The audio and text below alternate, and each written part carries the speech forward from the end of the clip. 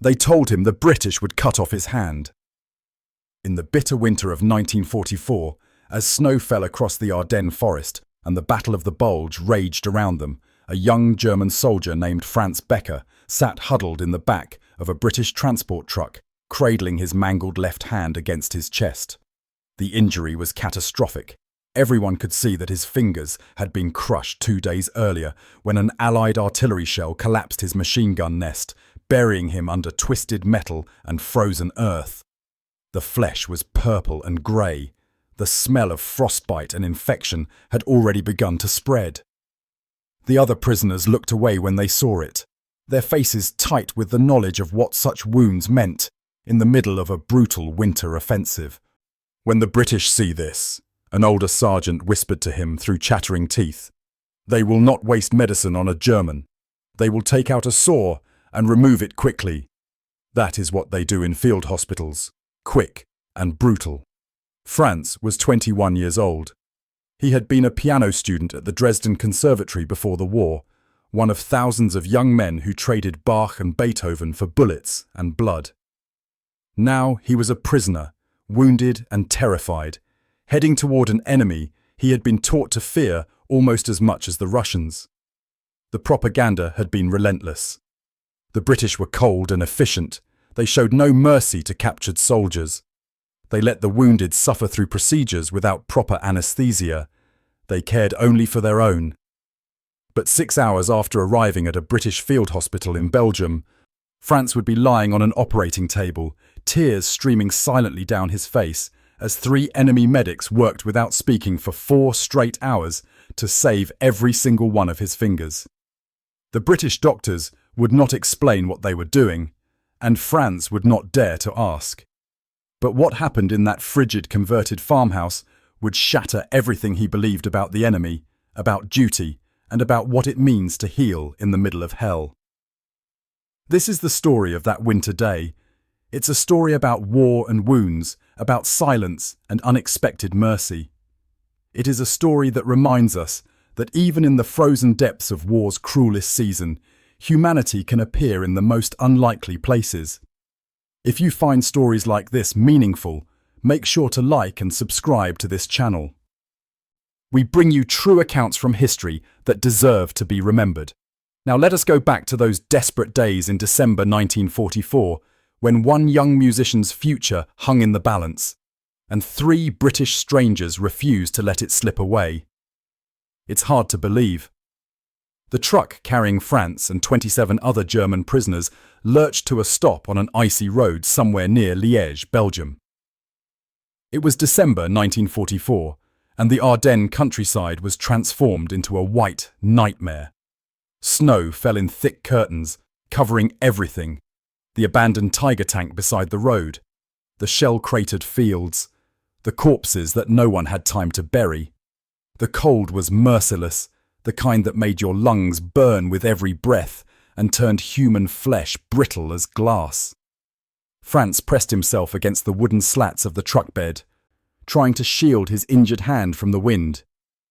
The pain had evolved beyond simple agony into something else entirely.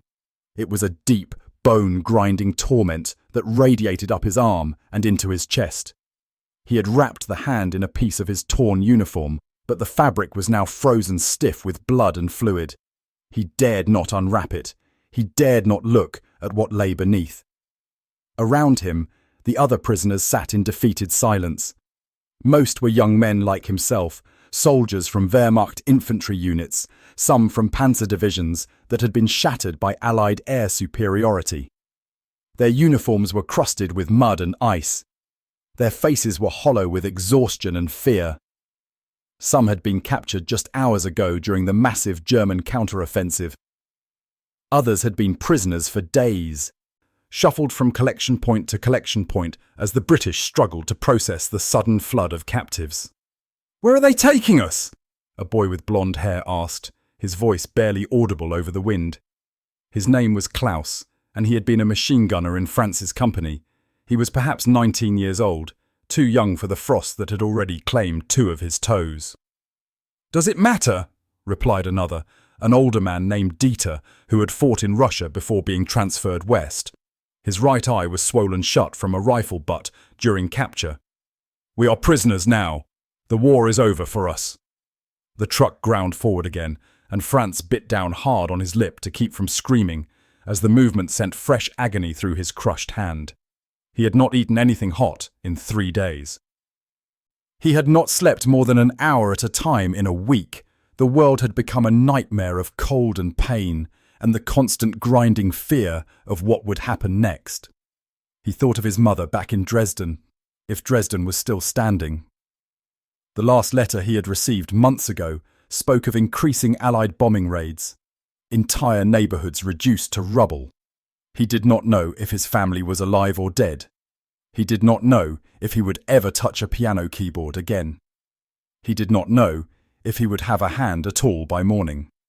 When the truck finally stopped for good, a British soldier lowered the tailgate and shouted something in English. The prisoners did not understand the words, but the tone was clear enough, firm, but not cruel. They climbed down, one by one, their legs stiff from hours of cramped sitting in the freezing cold.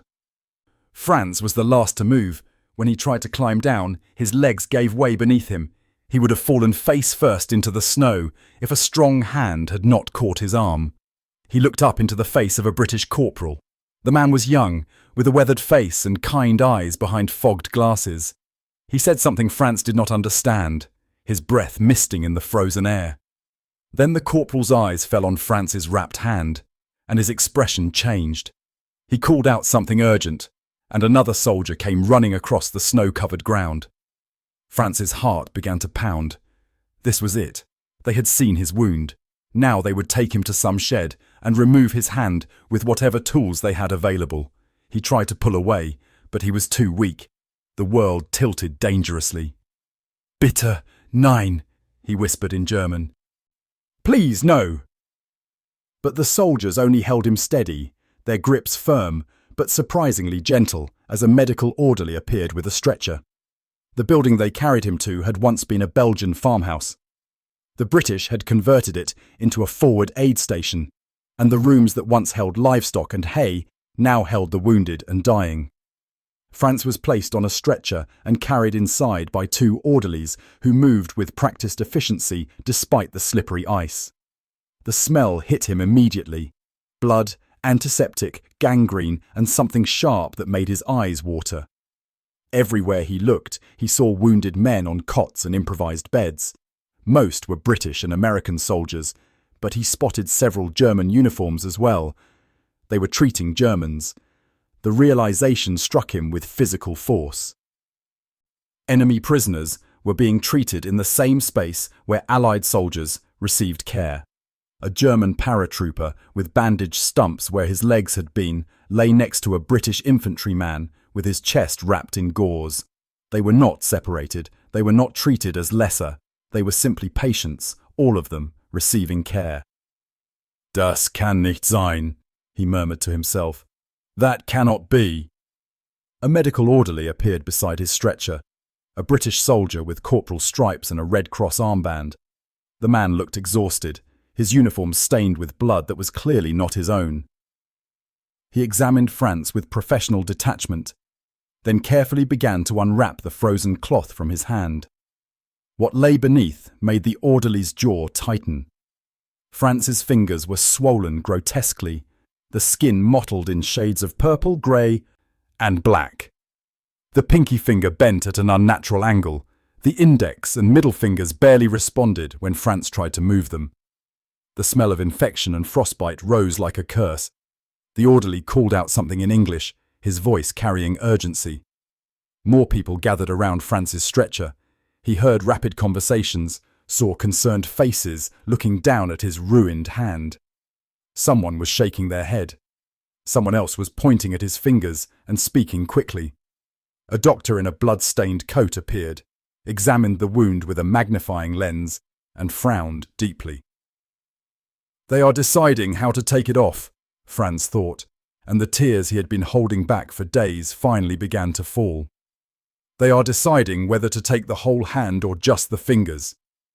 He closed his eyes and waited for the end, for the saw, the table, The moment when his dream of playing piano again would die forever. But the end did not come. Instead, Franz felt himself being lifted again, stretcher and all, and carried down a narrow hallway to another room. This room had been a storage cellar, he realized. The walls were stone, the ceiling low, the air frigid despite the presence of a small coal stove in the corner. Bright surgical lamps had been set up, powered by a generator he could hear rumbling somewhere outside. Metal tables were lined with instruments that gleamed in the harsh light. The sight of those instruments made his heart nearly stop. A figure appeared at his side.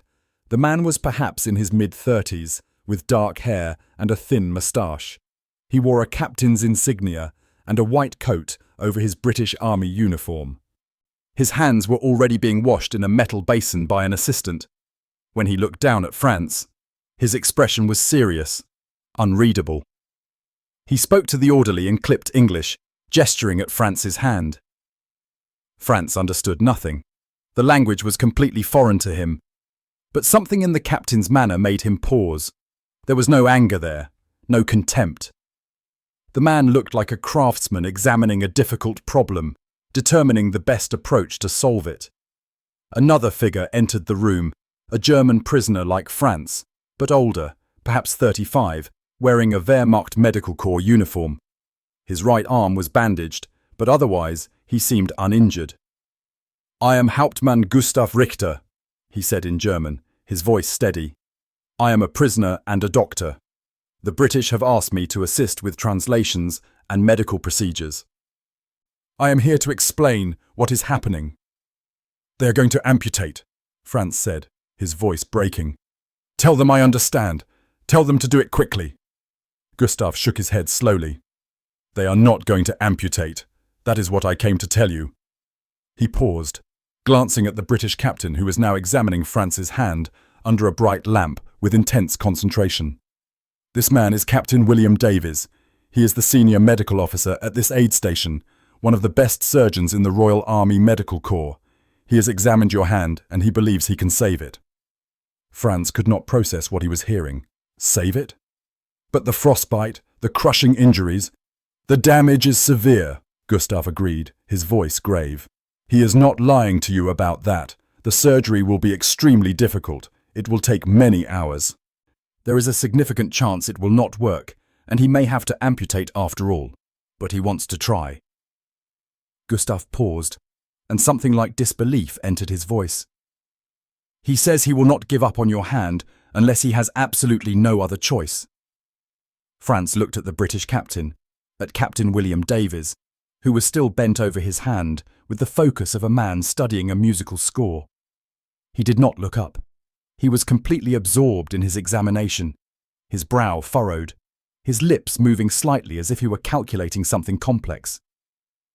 "Why?" Franz whispered. "Why would he do this?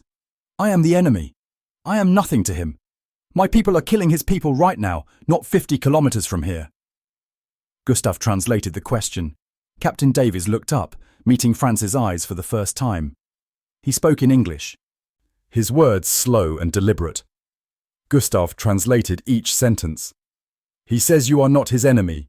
You are his patient. He says he took an oath when he became a doctor, an oath to preserve life and prevent suffering no matter the circumstances. He says your hand does not know what uniform you wore. It only knows that it is injured and needs repair." Franz stared at the surgeon. In 3 years of war, he had heard many speeches about duty and honour and sacrifice. He had heard officers talk about the glory of combat and politicians speak of Germany's destiny, but he had never heard anyone speak quite like this. There was no ideology here, no nationalism, no hatred, just a simple, terrible responsibility. "Tell him," Franz said quietly, "tell him I am grateful. Tell him I do not understand why he would help me, but I am grateful." When Gustav translated these words, Captain Davies simply nodded once. Then he turned to his assistants and began to prepare for surgery. The next 4 hours were the longest of Franz's life. They gave him something for the pain, an injection in his arm that made the world go soft and distant, but did not put him to sleep. He remained conscious throughout, watching through heavy-lidded eyes as Captain Davies and two medical orderlies worked on his hand with the precision and patience of men assembling a watch. But they worked in almost complete silence. This was what Franz had not expected. In German field hospitals, there was constant communication during procedures, doctors calling out instructions, assistants confirming orders, patients being reassured in loud voices. But these British medics worked with barely a word spoken between them. Captain Davies would extend his hand, and an orderly would place the correct instrument in it without needing to be told. He would glance at a tray, and the second orderly would adjust the angle of the surgical lamp. They moved like parts of a single machine, anticipating each other's needs through some silent understanding built through months of working together under fire. Franz watched in a haze of morphine and disbelief. The captain cut away dead tissue with tiny scissors, each snip deliberate and careful. He cleaned the frostbitten areas with solutions that steamed in the cold air. He examined each finger individually, testing for blood flow, checking for nerve damage, assessing what could be saved and what was beyond repair. Twice, one of the orderlies leaned close and whispered something to the captain. Both times, Davies shook his head firmly and continued working. Franz did not need translation to understand. The orderlies were suggesting amputation, Davies was refusing. At one point, perhaps 2 hours into the surgery, the captain paused to flex his hands and roll his shoulders. Franz could see the exhaustion in every line of his face. He later learned from Gustav that Davies had already performed 7 surgeries that day, that he had been working for nearly 16 hours straight, that more wounded were arriving every hour as the Battle of the Bulge intensified. A medical orderly approached with a cup of tea. They exchanged a few quiet words, and the orderly gestured toward the door, clearly suggesting Davies take a break. But the captain shook his head, took a single sip of tea, and turned back to Franz's hand.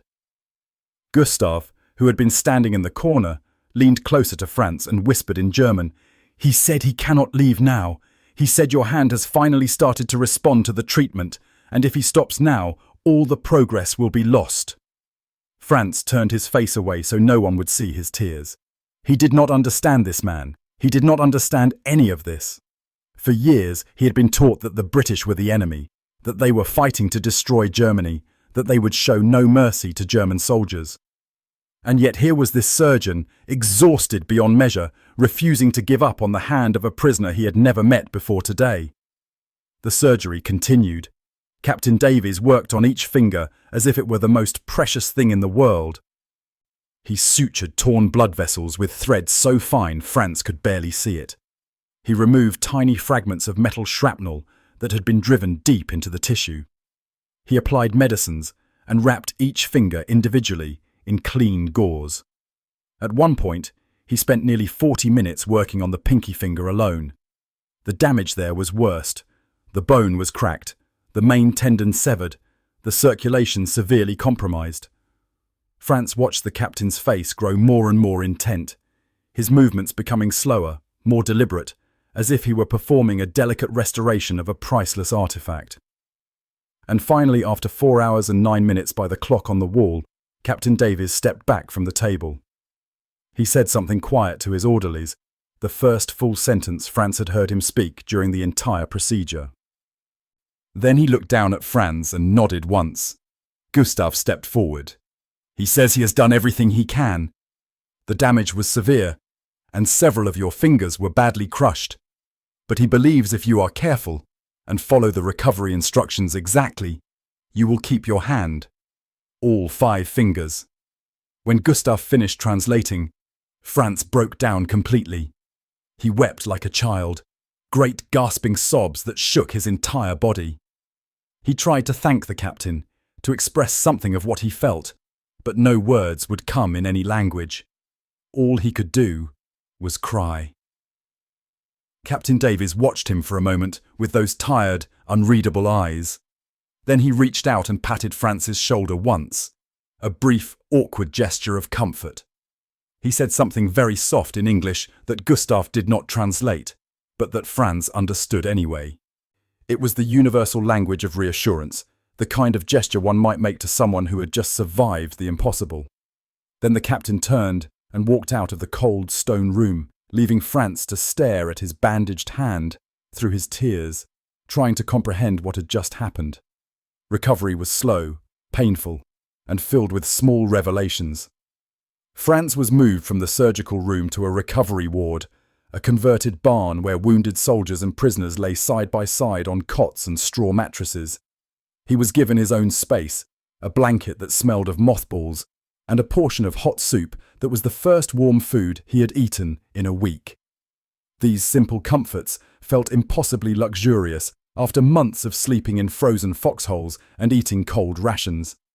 The British orderlies checked on him regularly, changing his bandages and administering medicine. They never smiled at him. Their faces remained professionally neutral, but they were never cruel. One orderly, a quiet man with greying temples, made a point of checking Franz's bandages twice a day, adjusting them with careful hands when they came loose. "How are you?" the man would ask in slow, careful German, the only phrase he seemed to know. "Wie geht es Ihnen?" Franz did not know how to answer that question. Physically, he was in constant pain.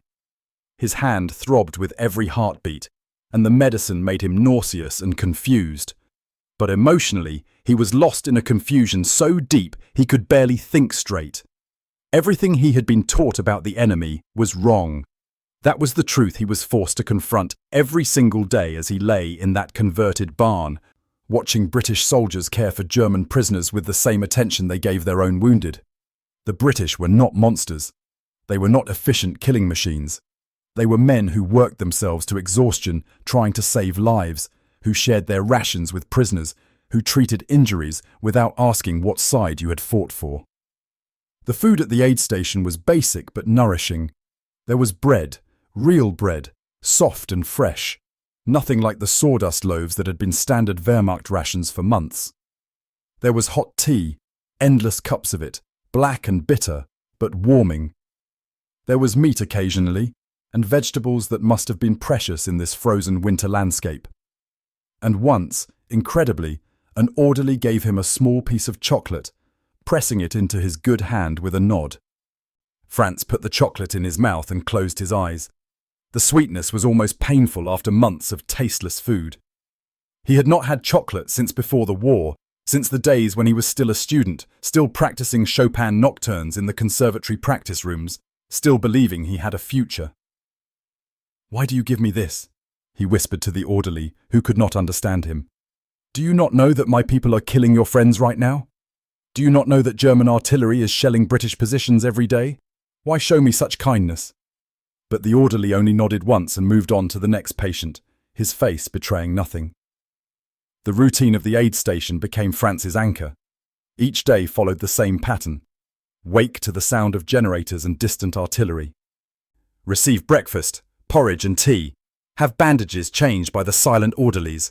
Practice moving his fingers as Captain Davies had instructed, tiny movements that sent lightning bolts of pain up his arm. Rest. Eat a simple lunch. Rest again. Eat dinner. Sleep fitfully while wounded men groaned in the darkness around him. The predictability was oddly comforting after months of chaos and terror on the front lines. He began to notice small things about his caregivers. The grey-haired orderly had a photograph of 2 children in his breast pocket that he would look at during quiet moments. His own children, Franz guessed, somewhere back in Britain. Another orderly hummed while he worked. The same 3 songs over and over, melodies that were hauntingly similar to German folk tunes, even though the words were different. Captain Davies visited him every day during recovery.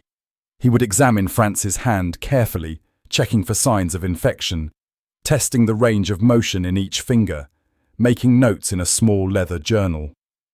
He rarely spoke, but when he did, Gustav was usually there to translate. "He says your hand is healing well," Gustav told Franz one morning about 10 days after the surgery. "The circulation is good. The infection has not returned. He is satisfied with your progress." Tell him thank you, Franz said. Tell him I think of his kindness every moment. When Gustav translated this, Captain Davies looked at Franz with surprise.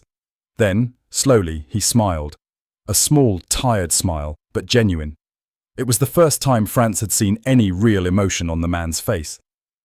He says you do not need to thank him, Gustav continued. He says he was only doing his job, but he also says you have been a very good patient, and that makes his work easier. Franz managed a weak laugh. Tell him I am a good patient because I am terrified of disappointing him.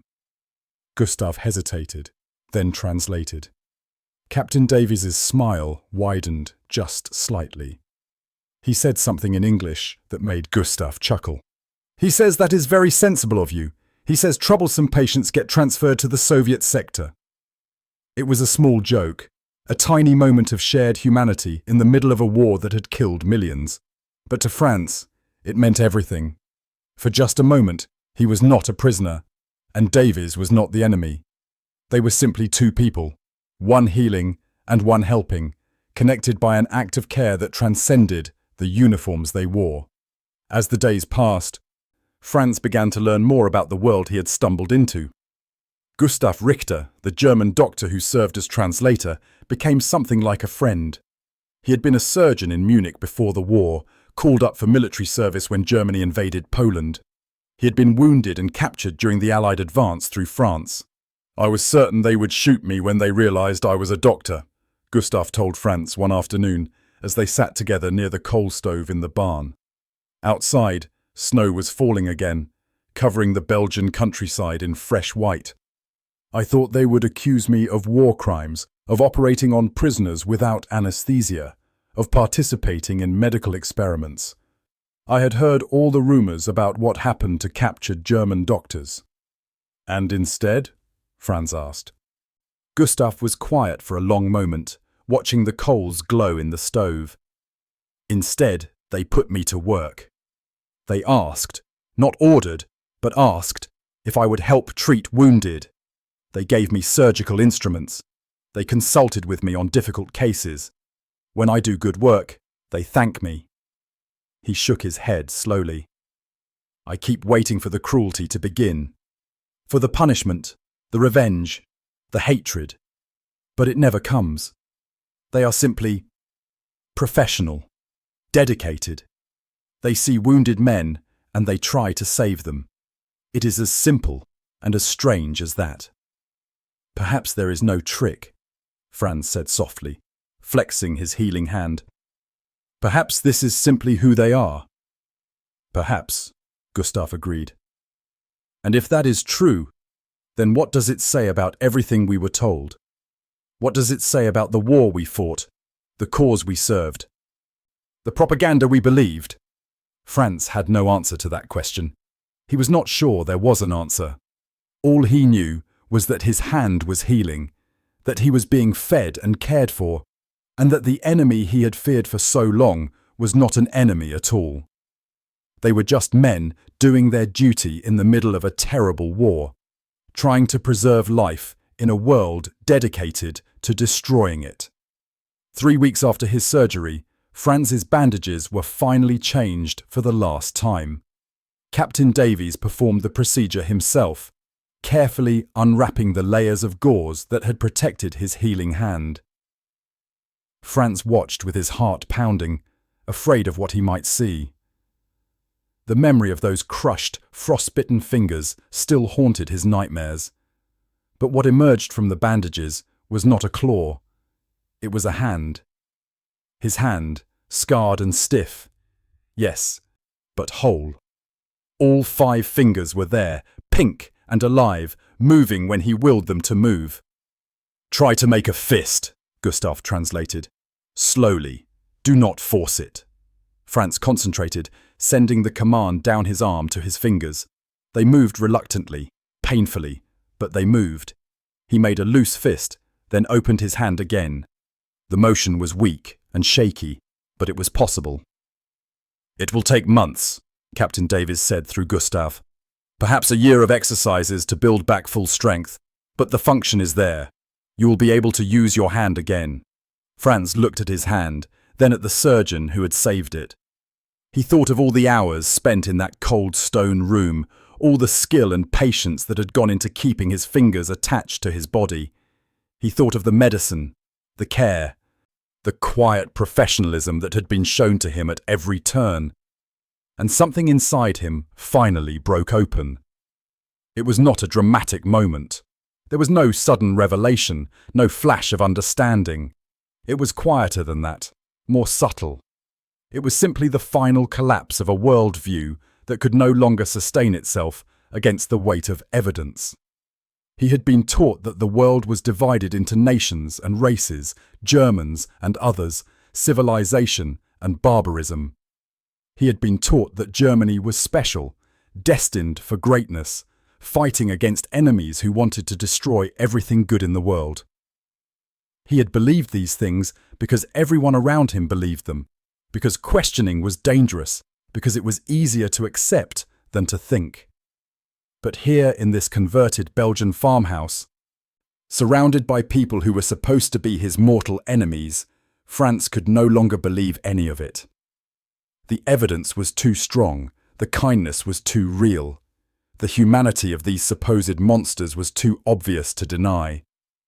That night, he began writing in a small notebook Gustav had given him. The words came slowly, painfully, like his fingers trying to grip a pencil for the first time. They told me the British would cut off my hand. Instead, a man I had never met worked for 4 hours in silence to save it. They told me the enemy was cruel and merciless. Instead, they gave me food and medicine and treated my wounds with the same care they gave their own soldiers. How can this be? How can everything I believed be so completely wrong?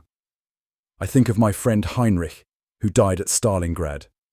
I think of my teacher, Herr Müller, who was killed in an air raid in Dresden. I think of all the suffering, all the death, all the destruction, and I wonder, what was it for? If the enemy is not evil, if they are simply men like us, then what was the point of any of it? I have no answers. I have only my hand, healing slowly in the cold.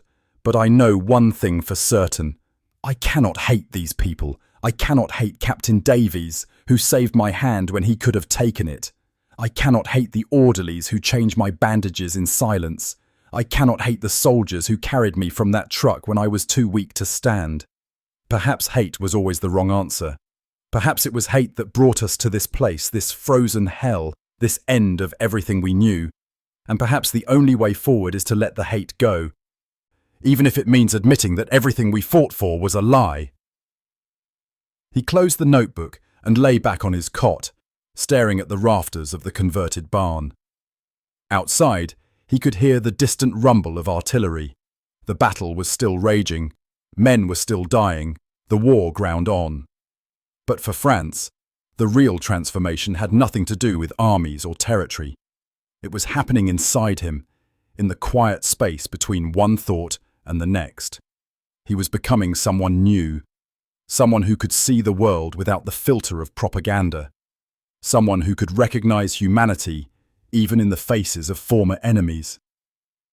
It was painful, this transformation. It was frightening, but it was also, in its own way, a kind of freedom. He flexed his healing hand in the darkness, feeling the pull of new scar tissue, the weakness of muscles slowly rebuilding themselves.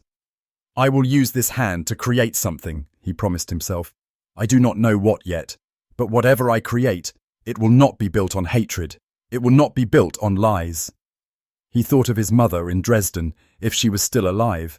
He thought of his piano teacher, Herr Schumann, who had taught him that music was a language that transcended borders. He thought of all the people he had known before the war, the friends and teachers and fellow students who had been caught up in the same tide of nationalism that had carried him along. How many of them, he wondered, had experienced something like this? How many had been shown unexpected mercy by the enemy and been forced to question everything they believed? And how many were still clinging to the old hatreds, unable or unwilling to let them go? The turning point came on a cold morning in early January 1945, nearly 3 weeks after Franz's surgery. He was attempting to play scales on an imaginary keyboard, an exercise Captain Davies had recommended to rebuild finger coordination, when he heard shouting in the main room of the farmhouse. Gustav appeared in the doorway of the barn, his face pale. "Franz, the Ardennes offensive has failed. The German army is in full retreat. They are saying the war cannot last more than a few months now." Franz stared at him, unable to process the words.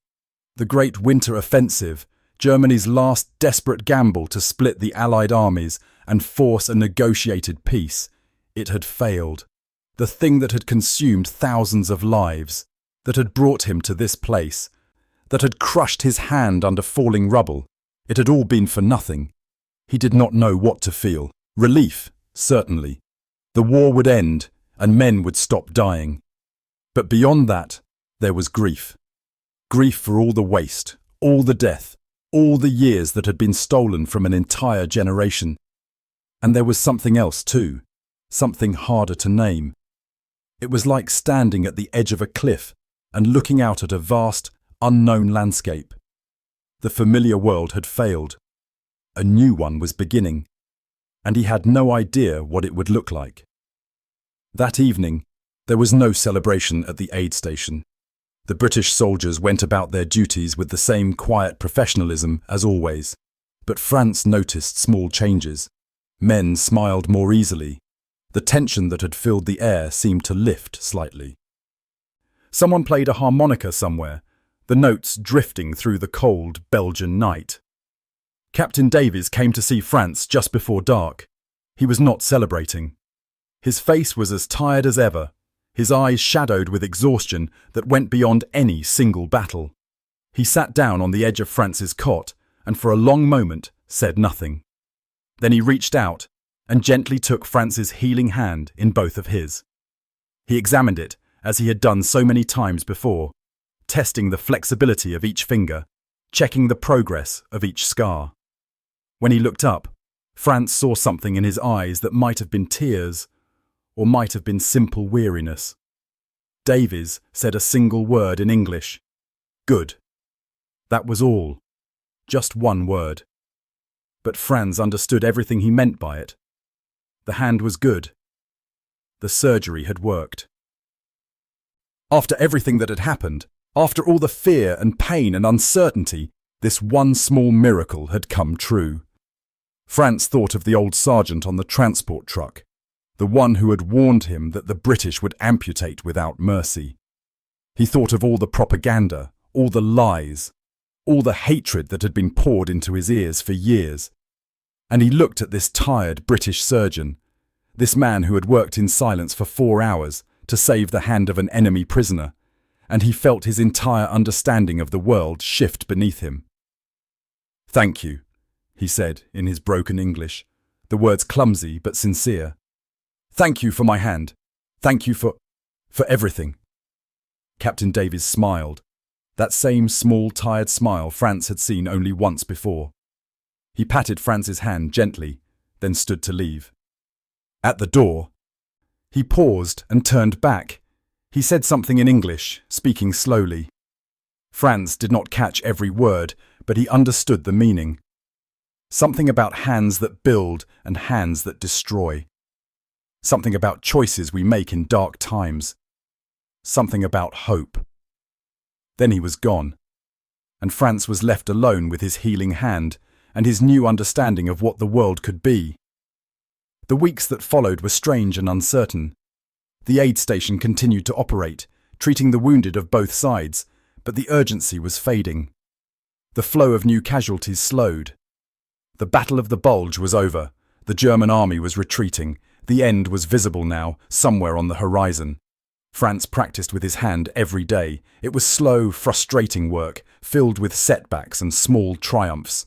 Some days he could barely move his fingers. Other days he surprised himself by gripping a pencil firmly enough to write a full page in his notebook.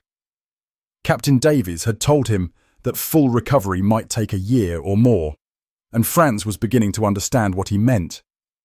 But the physical recovery was only part of the challenge. The harder work was happening in his mind. Letters began arriving from Germany, delayed and censored, but bringing news of a homeland he barely recognized. His mother wrote from Dresden, describing a city under constant bombardment. His younger sister wrote from an evacuation camp, describing hunger and cold and the slow death of hope. "We are surviving," his mother wrote, "but I do not know for how much longer. The food is gone. The city is ruins. We wait for the end, whatever form it takes." Franz read these letters in the relative comfort of the barn, his stomach full of British rations, his body warming beside a coal stove. The guilt was overwhelming. How could he accept kindness from the people who were bombing his city? How could he take their food and medicine while his family starved? And yet, how could he hate them? How could he turn against Captain Davies, who had given him back his hand? How could he despise the orderlies who had cared for him, the guards who had treated him with professional courtesy, the system that had shown more mercy than he had any right to expect? The contradiction was agonizing. Franz would lie awake at night, listening to wounded men cry out in their sleep, trying to make sense of a world that no longer fit the simple categories he had been taught. Good and evil, enemy and ally, right and wrong, none of it was as simple as the propaganda had claimed. "I do not know who I am anymore," he wrote in his notebook one night. "I was German. I was a soldier. I believed what I was told. And now all of that is gone, and I am left with nothing but questions. Who am I, if not what my country made me? What do I believe if everything I was taught was a lie?" Gustav found him sitting alone one afternoon, staring at his healing hand as if it held answers. The older doctor sat down beside him without speaking, waiting. "How do you accept it?" Franz asked finally. "How do you live with the knowledge that everything was a lie?" Gustav was quiet for a long moment. "I think we have a choice," he said slowly. "We can spend the rest of our lives being angry. Angry at ourselves for believing. Angry at those who lied to us. Angry at the world for being different than we thought. Or, Franz prompted. Or we can accept that we were wrong, that we were deceived, that we believed things that were not true, and we can try to build something better with whatever time we have left." "But how?" Franz demanded. "How do you build anything when everything has been destroyed?" Gustav looked at Franz's bandaged hand. "One finger at a time," he said. "One day at a time. One act of kindness at a time. Someone built that, you know. Someone refused to give up when it would have been easier to amputate. That is building. That is choosing creation over destruction. And if one British surgeon can do that for one German prisoner, then perhaps there is hope for all of us." Franz looked down at his hand, at the scars that would never completely fade, at the fingers that were slowly, painfully learning to work again. "Perhaps you are right," he said softly. "Perhaps that is the only way forward." The day finally came when Franz was deemed fit for transfer. His hand had healed enough that he no longer needed constant medical supervision. He was being moved to a larger POW camp to await the end of the war and eventual repatriation to Germany.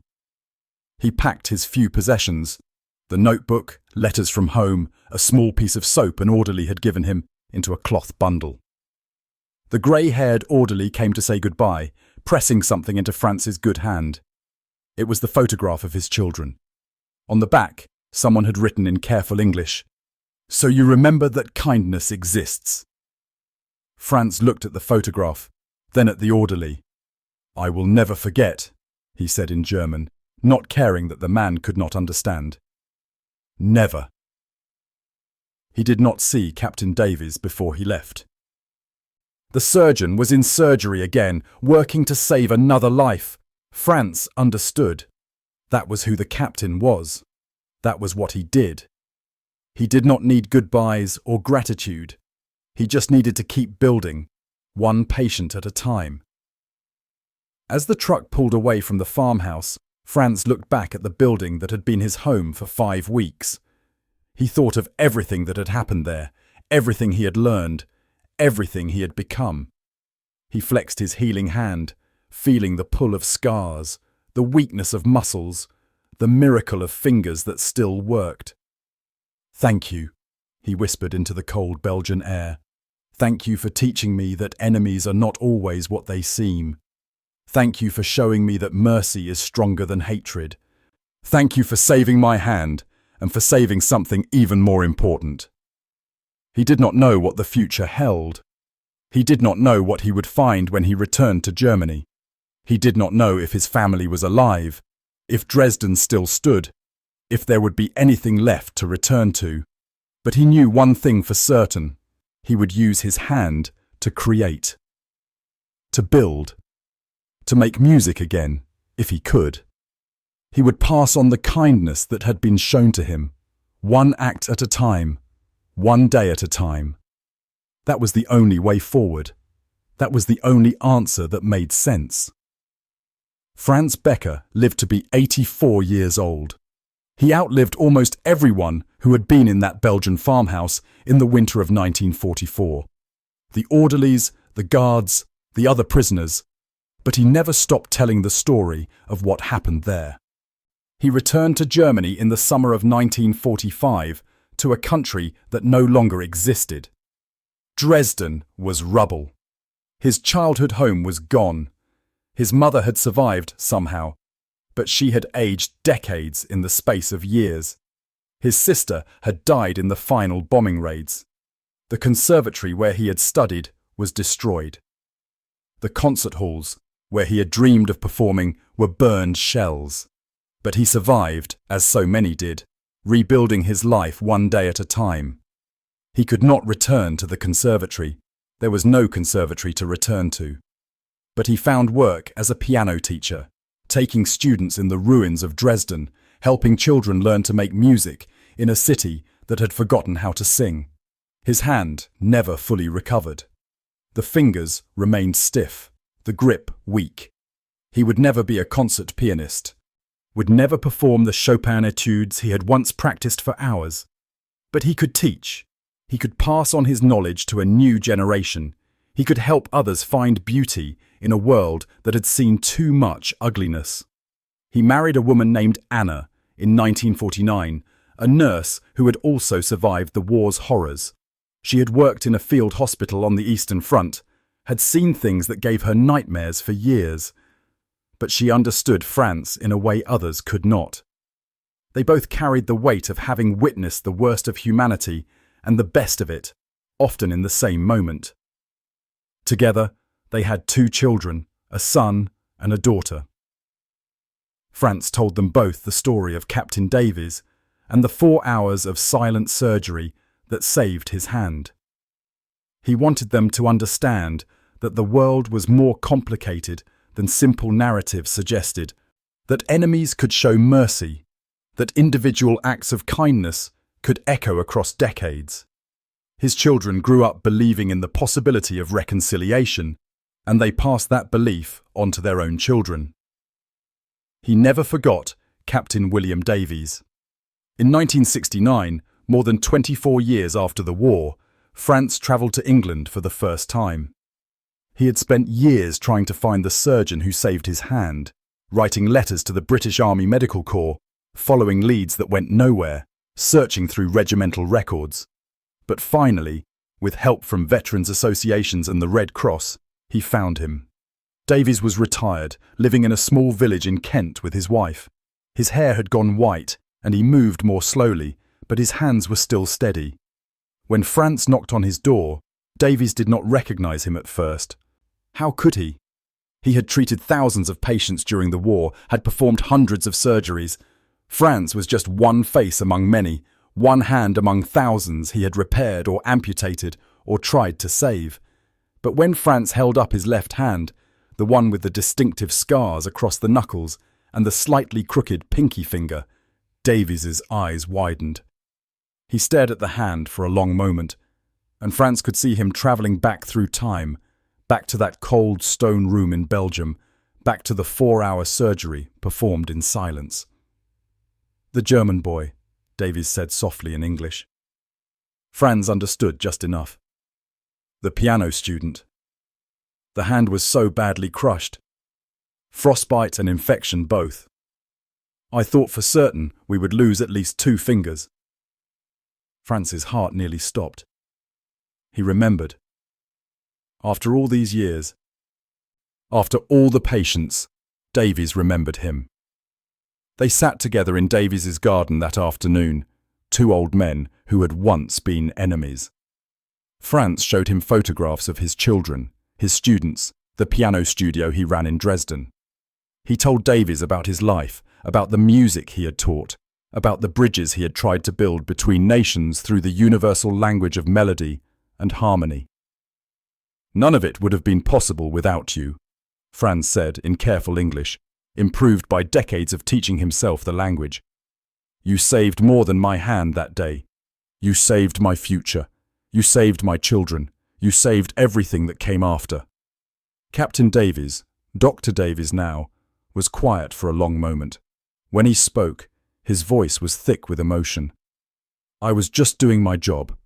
I took an oath to preserve life and prevent suffering. That is what I tried to do, nothing more." He paused, looking at Franz's scarred hand. "But I am glad. I am very glad it worked, and I am glad you used it well." Franz reached out and took Davies's hand in his own, the healed and the healer, the former enemy and the former enemy. 2 human beings connected by an act of mercy performed in the frozen darkness of war. "You taught me something that day," Franz said. "You taught me that mercy is stronger than hatred. You taught me that building is better than destroying. You taught me that enemies are just people we have not yet learned to understand." He smiled, his eyes bright. "I have spent my whole life trying to pass that lesson on through music, through teaching, through every interaction. And it all started with you in that cold room when you worked in silence for 4 hours and refused to give up on my hand." Dr. Davies squeezed Franz's hand gently. "That is all any of us can do," he said quietly. "Try to build more than we destroy. Try to heal more than we wound. Try to leave the world a little better than we found it, one patient at a time." They sat together in the afternoon sun of an English garden. 2 men from opposite sides of a terrible war, united by 4 hours of silent work in a Belgian winter. And that is the story of Franz Becker and William Davies. It is a story about war and wounds, about silence and mercy, about the power of dedication to transform even the deepest enmity. It is a story that reminds us that the enemy is not always what we think, and that sometimes the greatest weapon is not a sword or a gun, but steady hands and a refusal to give up. Franz passed away in 2003, surrounded by his family, his left hand still bearing the scars of that long-ago injury. In his final years, he often spoke of Captain Davies, of the farmhouse in Belgium, of the 4 hours that changed everything. "They told me the British would cut off my hand," he would say, his scarred fingers resting on his piano. "Instead, they saved it. And in saving my hand, they saved my soul." His son, Michael, kept the photograph the grey-haired orderly had given his father all those years ago. He kept the notebook too, those pages filled with confusion and slowly dawning understanding. These artifacts became precious family heirlooms, reminders that even in the worst of times, humanity could prevail. The story of Franz and Captain Davies spread beyond the family. Historians wrote about it. Schools used it as a lesson about medical ethics and the complex nature of conflict. What had been a private moment between a surgeon and a patient became something larger, a symbol of hope in a world that often seems hopeless. So the next time you hear about enemies and hatred, about us and them, about the terrible things people do to each other in war, remember this story. Remember that even in the frozen depths of winter, in the middle of the deadliest battle the Western Front had seen, humanity could shine through. Remember that mercy can appear in the most unexpected places, offered without words, given without recognition, transforming lives in ways the giver never knows. And remember that sometimes a single act of dedication can echo through generations, changing lives that the original actor will never meet. Captain Davies never knew about the hundreds of students Franz would teach, the 2 children he would raise, the grandchildren and great-grandchildren who would inherit his belief in the power of compassion expressed through action, not words. He was just a tired surgeon in a Belgian farmhouse, doing his job, honouring the oath he had taken. He did not think of himself as a hero. He did not expect gratitude or recognition. He simply saw a wounded hand that needed saving and refused to give up on it, working in silence for 4 hours while a young German prisoner wept. But that single decision, made in the exhaustion of war, changed the course of a life. And that life changed other lives. And those lives changed others still, spreading outward like ripples in a pond until the original stone is long forgotten. That is the true power of mercy. That is the legacy of Franz and William. And that is a story worth remembering. If this story moved you, please like and subscribe to our channel. We bring you true accounts from history that deserve to be told. Share this story with someone who needs to hear it. And remember, mercy is always stronger than hatred. Thank you for watching. Until next time.